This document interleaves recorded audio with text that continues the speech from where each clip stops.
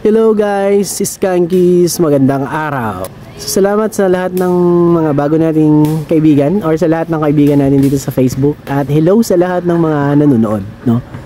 So for today's video, may papakita lang ako sa inyong isang bahay. Nasa taas yung camera natin dahil yung bahay na to ay, alam nyo na yon, may kahoy at saka yung bahay nasa puno, tree house.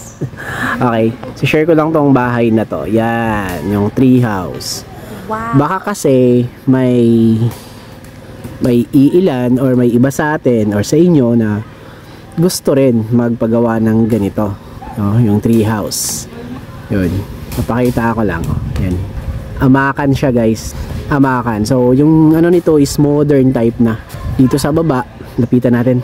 Cellphone lang yung gamit ko kaya magalaw yung camera ko eh. So modern type siya na tree house. Tree house dahil naka ano yan sa puno. Ayan, di ba? Ganda, no? So sa baba may nakasulat na musika. Ayan, no? Musika. Dahil yung may-ari nito ay mahilig sa music. Amakan yung dingding niya. Tsaka anahaw yung bubong. Napaka-presko niyan. Tapos yung bintana niya ay sliding. Kay sliding door, sliding window. Oh, di ba?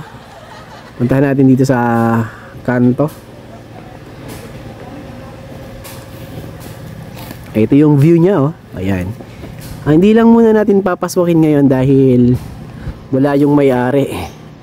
Baka mapagkamalan tayong magnanakaw. Ayan.